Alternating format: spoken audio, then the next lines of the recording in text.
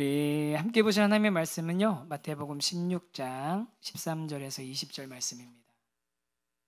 마태복음 16장 13절에서 20절.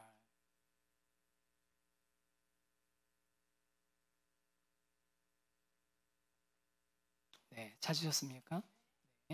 네, 찾으셨으면 우리 한 절씩 저랑 교도가도록 하겠습니다. 예수께서 빌립보 가이사랴 지방에 이르러 제자들에게 물어 이르시되 사람들이 인자를 누구랴 하느냐?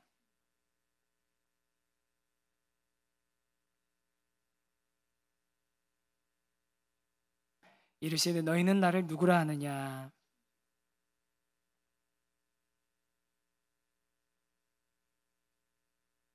예수께서 대답하여 이르시되 바요나 시몬아 내가 복이 있도다. 이를 내게 알게 한 이는 혈육이 아니요 하늘에 계신 내 아버지시니라.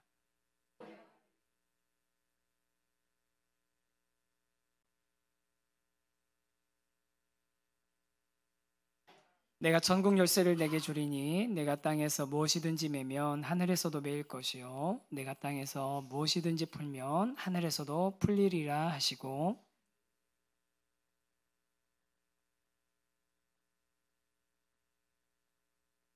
아멘. 네, 감사합니다. 이제 오늘 새벽에 있었던 일이에요. 오늘 새벽 예배 마치고 나서 제가 아내에게 갑자기 뜬금없는 질문을 했습니다. 당신은 자기 자신이 어떤 사람이라고 생각하냐고. 아침에 새벽에 이런 질문 받으면 굉장히 화가 나겠죠. 그런데 이제 당황스러운 얼굴로 저를 이렇게 쳐다보다가 좀 고민을 하든지 되게 어려운 질문이네, 어렵네, 뭐라고 얘기해야 되지? 이렇게 하면서 좀 고민을 하더라고요. 그래서 제가 이제 질문을 바꿔서 그럼 당신은 나를 어떤 사람이라고 생각해? 그랬더니 그거는 그래도 조금 고민하더니 금방 나왔어요. 좋은 사람이라고. 감사합니다. 네, 저희 아내가 저를 그렇게 보고 있습니다. 네, 근데 저기서 이렇게 지금 쳐다보고 있습니다. 좋은 사람. 옆에 있는 분 혹시 원래 아시던 분이면 한번 이렇게 물어보세요. 저를 어떻게 생각하시나요? 한번 저 어떻게 생각하시나요?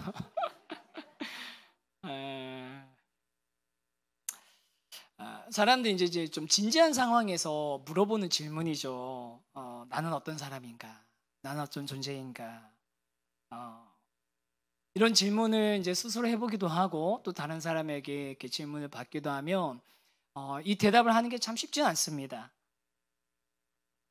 그냥 나에 대해서 설명하는 게 뭐 그렇게 어렵나 싶지만 막상 한번 내 자신을 설명하려고 생각해 보면 한 문장으로 말하기도 참 어렵고, 그렇다고 나를 설명하려니 태어난 거에서부터 우리 이렇게 이력서 같은 자기소개서 같은 거 쓰면 구구절절하게 설명하자니 너무 뭐가 많고, 그래서 내가 태어난 곳, 환경, 교육과정, 특별한 사건들을 그런 것들을 가지고 나를 설명하고 싶은 게 이제 일반적이잖아요.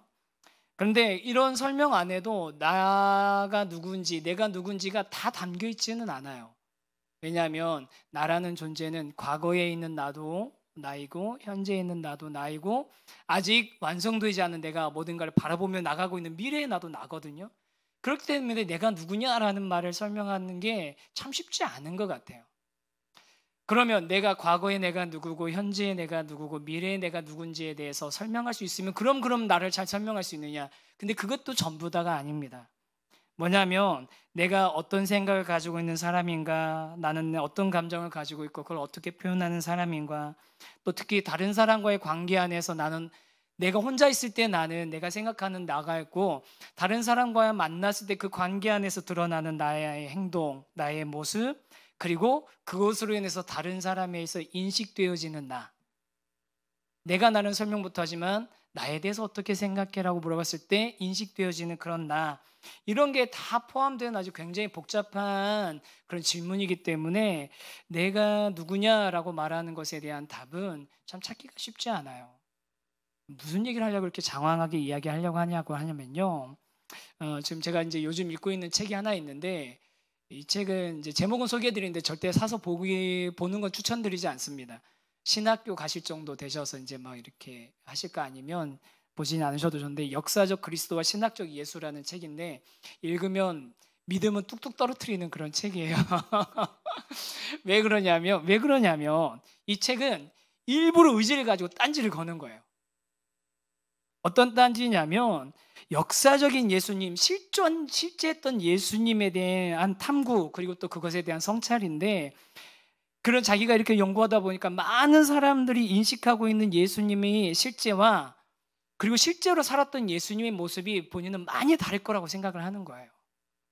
왜냐하면 우리가 복음서를 통해서 알 수 있는 예수님의 행적은 아주 제한되어 있고, 그 다음에 또 복음서라는 게 특별한 그런 목적을 가지고 우리에게 주어진 그 모습에 한해기 때문에 실제 역사적으로 살았던 그 예수님에 대해서 우리가 제대로 알지 못하고 어떤 특별한 인식이나 아니면 그동안 알아왔던 어떤 그대로만 예수님을 알고 있는 그런 존재로만 예수님을 인식하고 있는, 인지하고 있는 경우가 많을 것 같다라면서 이렇게 좀 딴지를 많이 걸거든요. 그래서 그 책을 보시면 믿음이 많이 위해가 갈 수 있습니다.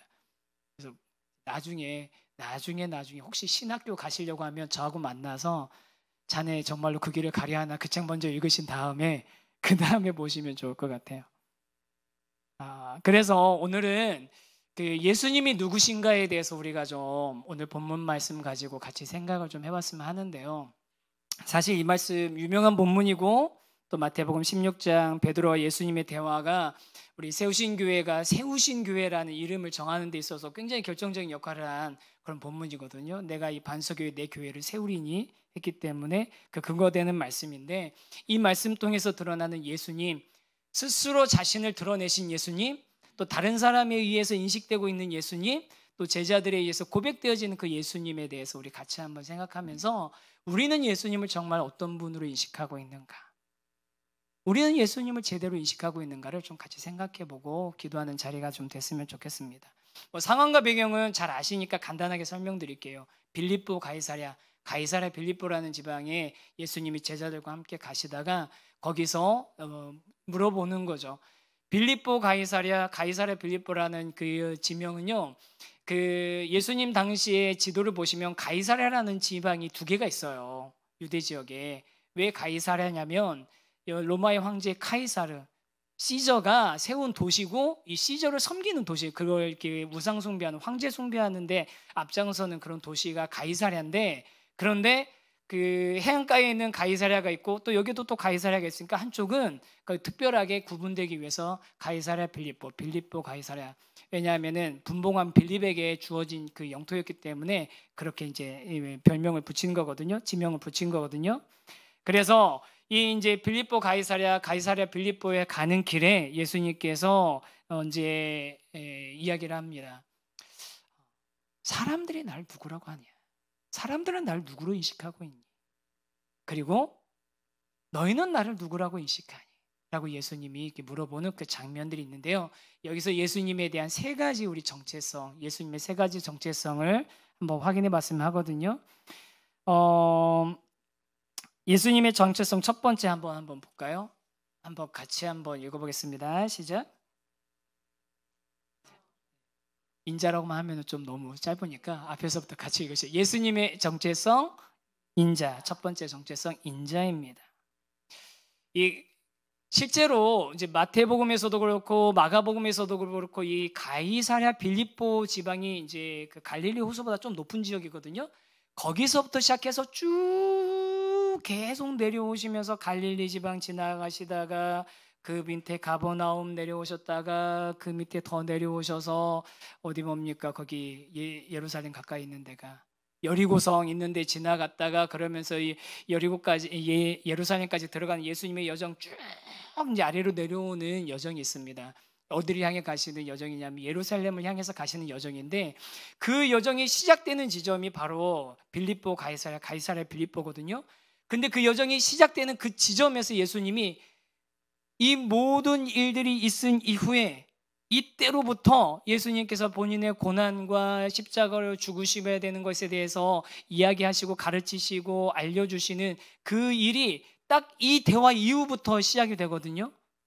그러니까 이 대화가 예수님의 그 앞으로의 여정에 있어서 굉장히 중요한 그 대화가 되는 거죠. 그 대화에서 첫 번째 예수님이 누구신지, 예수님의 정체성이 드러나는 게 있는데 그건 바로 인자입니다. 예수님께서 스스로 밝히신 정체성이에요. 사복음서 공통적으로 예수님이 자신을 가리켜서 인자라고 하시는 그런 표현이 여러 번 나오거든요. 인자, Son of Man, 사람의 아들. 그리고 실제로 헬라어도 사람의 자녀라는 뜻이 있습니다. 그리고 이 단어는 또 신약에서만 나오는 게 아니라 구약에서도 나오는데요. 그런데 인자라고 하니까 사람의 아들이라는 게 무슨 뜻이야? 우리 그렇게 생각할 수 있는데 이 세상에 사람의 아들 아닌 사람도 있어? 그런 생각하시는 분들 있을 수 있죠. 그런데 이 인자라는 단어가 가지고 있는 독특한 뜻이 있어요. 그게 뭐냐면요. 다니엘서 7장 13절이거든요. 한번 같이 한번 읽어보겠습니다. 아니요, 이거는 13절이고 그 다음이요. 우리 다니엘서 7장 13절. 한번 13절, 14절인데 같이 한번 읽어보겠습니다. 시작.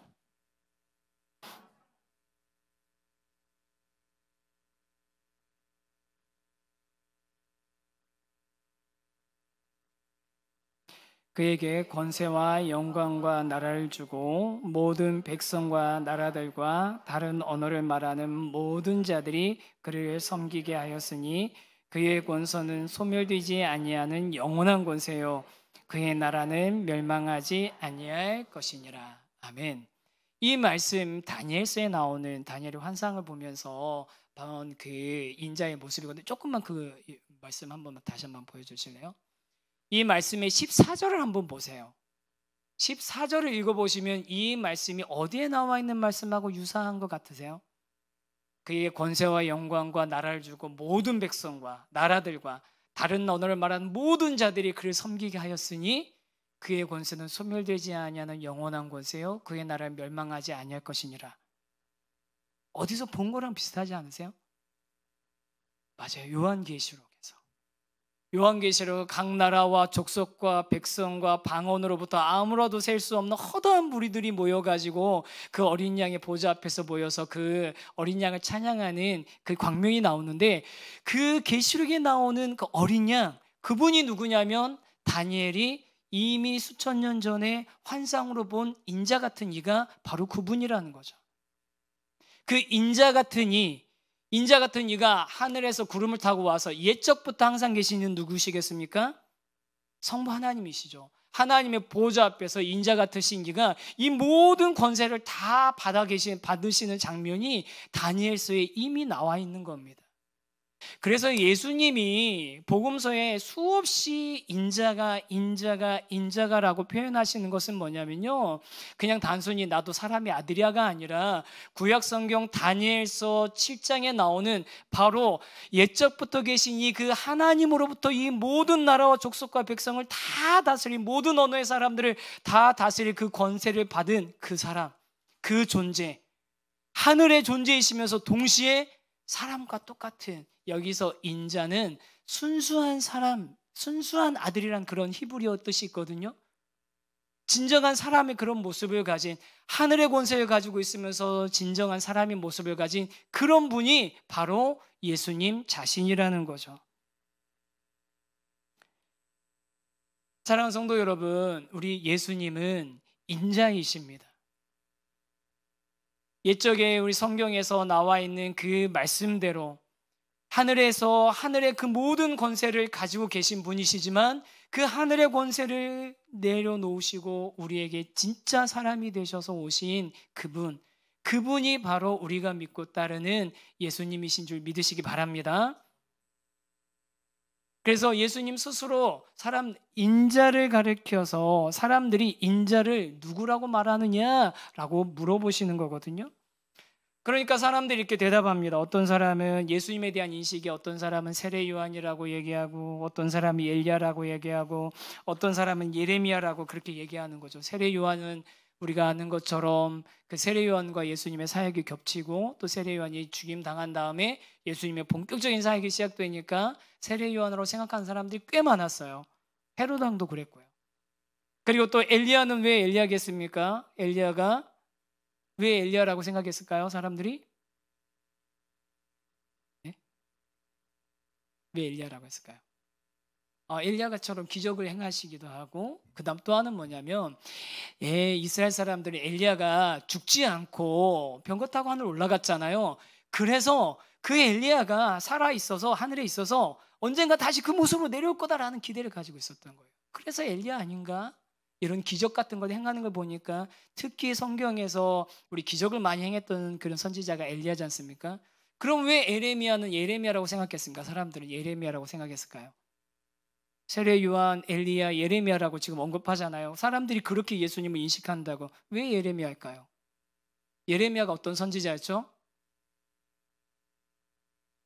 이스라엘 민족이 하나님의 진노와 심판을 받아서 멸망하고 예루살렘이 무너질 것에 대해서 말씀하셨기 때문에 그 했던 그 선지자가 예레미야이기 때문에 예수님께서 하시는 그 말씀을 들으면서 이 선지자 이분이 혹시 예레미야와 같은 선지자 아닌가라는 그런 생각을 했던 거죠.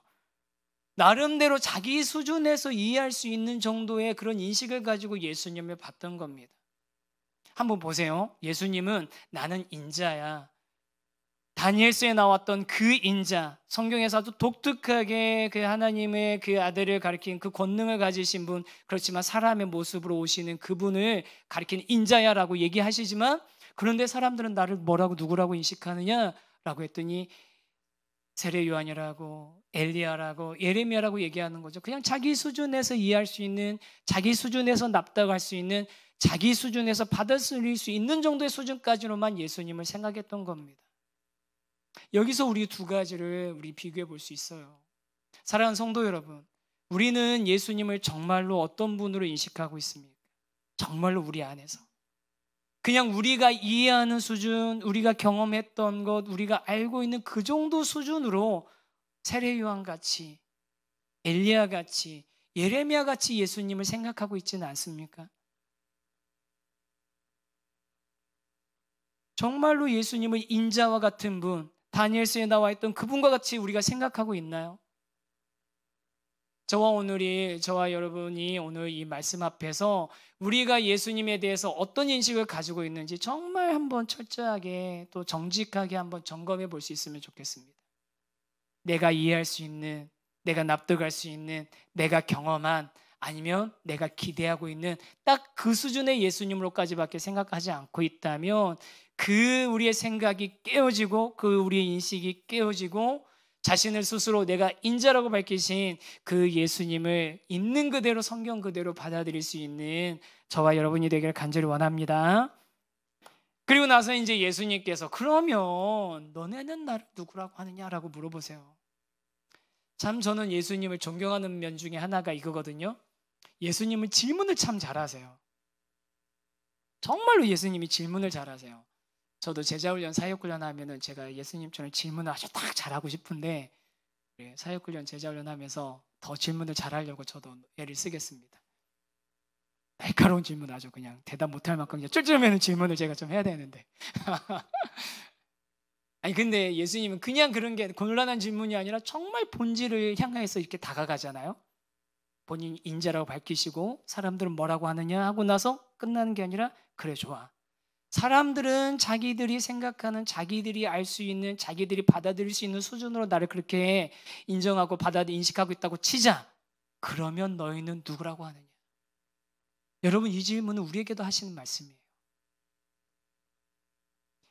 아까 제가 소개했던 그 책에 보면요, 예수님에 대해서 그동안 역사적으로 많은 사람들이, 많은 그 기독교라는 그 큰 범주 안에 들어있던 많은 사람들이 예수님을 어떻게 인식했는지가 나오는데, 뭐 어떤 사람은 사기꾼, 어떤 사람은 마술사, 어떤 사람은 그냥 선생님, 막 엄청나게 많은 그런 인식들이 있거든요. 그런 인식들을 가지고 있는 사람들이 많이 있는데 그 사람들과 달리 우리 한 사람 한 사람을 예수님을 누구로 인식하고 있느냐? 예수님이 물어보시는 거죠. 그때 베드로가 그 유명한 대답을 합니다.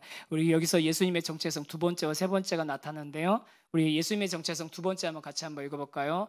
시작. 예수님의 정체성 두 번째, 그리스도.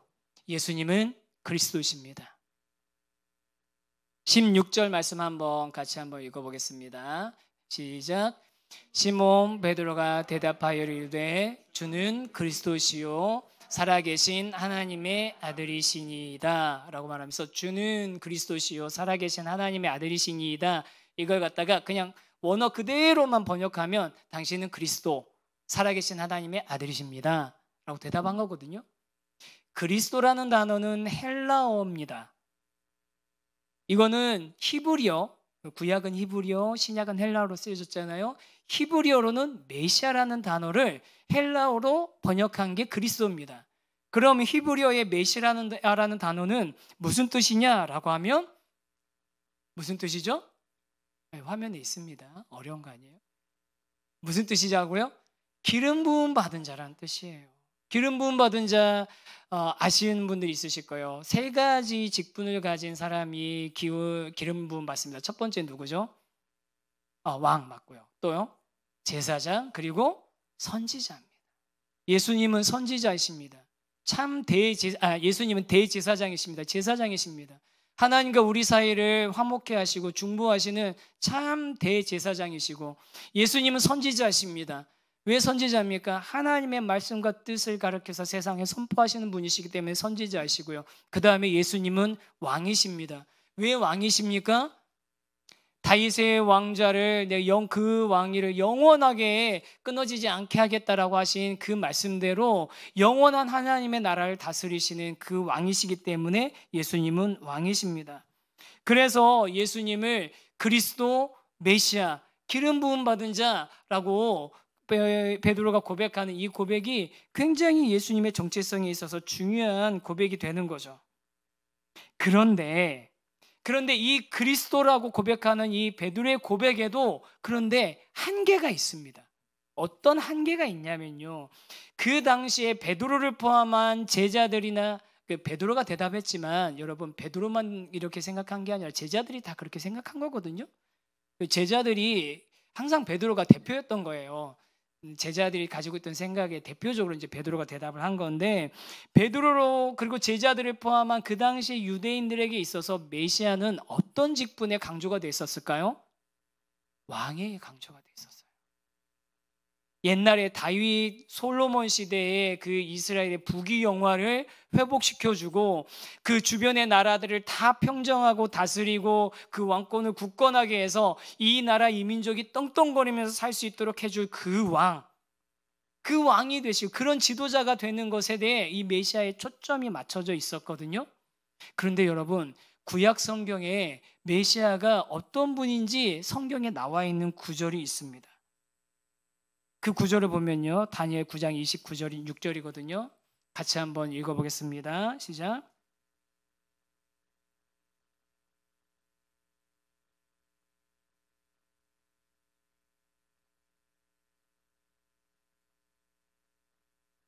그의 마지막은 홍수의 휩쓸림 같을 것이며 또 끝까지 전쟁이 있으리니 황폐할 것이 작정되었느니라. 이 말씀 잠깐만 보게요. 이것도 지금 아까 지금 다니엘서의 인자가 나왔잖아요. 그 인자의 환상 이후에 또 다니엘이 환상을 봤는데 이 환상에 62일의 후에 왜 빨간색이 저기에 쳐져 있지? 앞에 기름 붙어 있어야 되는데 여러분의 눈에는 빨간색을 기름부터 이렇게 하세요. 기름 부음 받은 자가 여러분 기름 부음 받은 자가 누구라고요?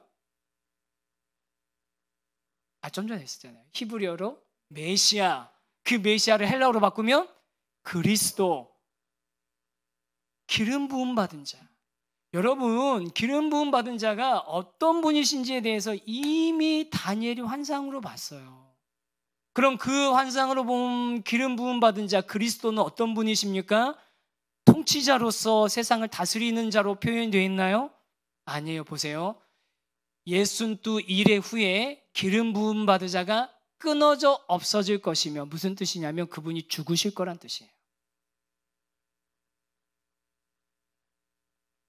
이 땅에 기름 부음 받은 자로서 메시아로서 그리스도로 오실 그분은 그 인자는 어떤 분이시냐면요.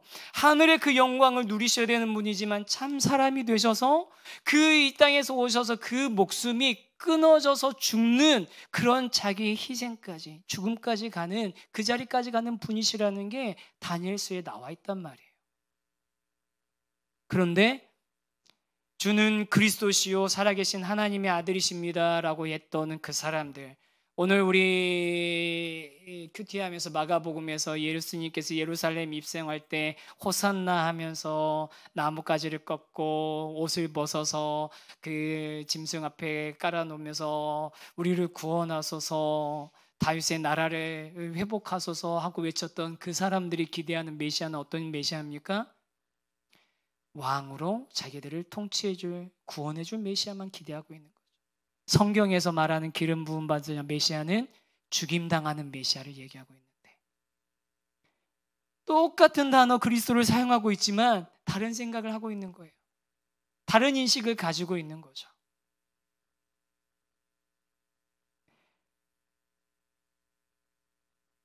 그래서 예수님이, 우리가 예수님을 그리스도로 고백하지만 우리가 그리스도의 사명이 무엇인지, 또 그 직분을 가지고 진정으로 이루시고자 하셨던 일이 무엇인지를 우리가 정확하게 알지 못하면서 그냥 습관적으로 예수님은 그리스도라고, 예수 그리스도라고 우리가 얘기한다면, 그 그리스도라는 고백은 이 당시에 예수님을 그리스도라고 고백하고 예수님을 메시아로 기대하고 있지만 성경에서 분명하게 말씀하고 있는 그 메시아와는 다른 메시아를 기대하고 있는 사람들과 다를 바가 무엇이 있겠습니까?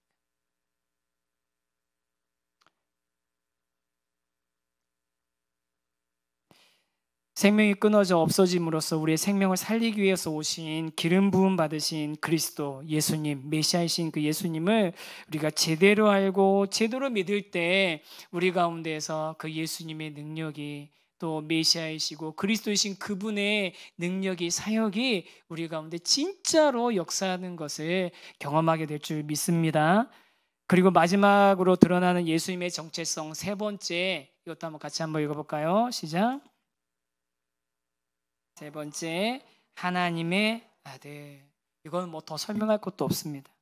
예수님은 하나님의 아들이십니다. 예수님이 잉태되셨을 때부터 세례 받으실 때도, 귀신을 내어 쫓으실 때, 다른 사람들에 의해서, 다른 존재들에 의해서, 또 하나님에 의해서 계속 이는 내 사랑하는 아들이라고, 당신은 하나님의 아들이시라고 그런 고백들이 계속 있었는데, 이제야 제자들의 입에서 주는 그리스도시고 살아계신 하나님의 아들이십니다라는 고백이 이제야 나오게 되는 겁니다. 이제야. 인자이신 예수님은 기름 부음 받은 자 그리스도이시고 참 하나님의 아들이십니다.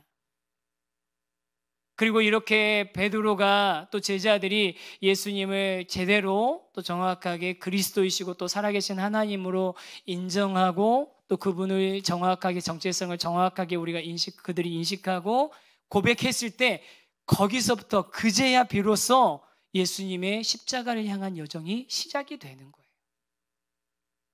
그때부터 비로소, 이후부터 예수님이 예루살렘을 향한 여정을 시작하시는 겁니다. 그리고 그 여정을 시작하실 때 예수님이 자신의 정체성을 딱 확인하신 다음에 마지막으로 해주신 게 있어요. 이거 하나만 우리가 더 봤으면 좋겠는데요. 18절 말씀입니다. 같이 한번 읽겠습니다. 시작. 너는 베드로라, 내가 이 반석 위에 내 교회를 세우리니 음부의 권세가 이기지 못하리라. 아멘. 베드로가, 제자들이 예수님의 정체성을 정확하게 그리스도시고 살아계신 하나님이라고 인정을 하게 되자, 고백하게 되자, 그러자 예수님께서 하신 일이 있습니다. 그게 뭐냐면요, 그 고백을 한 우리의 정체성을 규정해 주시는 거예요. 너는 베드로라, 내가 이 반석 위에 내 교회를 세울 것이다. 여러분, 여기서 말하는 이 반석, 그 베드로라는 그 개인 한 사람만을 가리키는 걸까요? 그 한 사람만은 가리키는 거겠습니까? 아닙니다. 주는 그리스도시고 살아계신 하나님의 아들이라고 고백하는 저와 여러분 모두를, 우리의 정체성을 너는 베드로라, 너는 반석이다 라고 정의하시면서 이 고백을 하고 있는 너희를 통하여서 내 교회를 내가 이 땅 가운데 세울 것이고 그 교회는 음부의 권세가 절대로 이기지 못할 것이다 라고 얘기해 주셨습니다. 우리가 예수님의 정체성을 제대로, 예수님이 누구신지를 제대로 인식하고 제대로 고백하면 그때 어떤 일이 일어나면 예수님께서는 우리가 누군지 정확하게 알려주신다는 거예요. 우리 귀한 성도 여러분, 이 자리에 모여 계신 저와 여러분이 바로 그 반석 베드로인 줄 믿습니다. 연약한 존재지만, 부족한 우리들이지만, 그런 우리들 위해 주님께서 주님의 교회를 세우시고 또 주님이 세우신 그 교회를 음부의 권세가 이기지 못할 거라고 말씀하셨습니다. 이제 저와 여러분은 예수님을 인자이시고 그리스도이시고 살아계신 하나님의 아들이신 그 예수님을 우리가 제대로 인식하고 제대로 고백하면서 그 다음에 우리는 반석으로서, 베드로서 그 자기 정체성을 가지고 주님의 교회를 세워나가고 또 이 땅 가운데서 하나님 나라를 세워나가는 그런 삶을 살아가게 되는 저와 여러분이 되기를 간절히 원합니다. 그런 기쁨을 주님 앞에서 같이 누릴 수 있으면 좋겠습니다. 많은 사람들이 예수님을 각자 나름대로의 방법대로 생각합니다. 자기가 경험한 만큼, 자기가 이해하는 만큼 예수님에 대해서 우리가 인정합니다. 그런데 예수님께서는 정확하게 말씀하시면 나는 구약 성경에 나왔던 바로 그 인자야. 나는 그리스도야. 기름 부음 받은 자야. 나는 하나님의 아들이야. 그리고 그런 예수님의 정체성을 제대로 인정하고 고백하는 우리들에게 내가 인자고 그리스도고 하나님의 아들이면 이것을 고백하는 너는 베드로야. 너는 반석이야. 그렇게 우리가 주님을 인정하고 인식하고 또 그 주님 앞에서 반석처럼 든든하게 주의 교회를 세워나갈 수 있게 되기를 주님의 이름으로 축원합니다.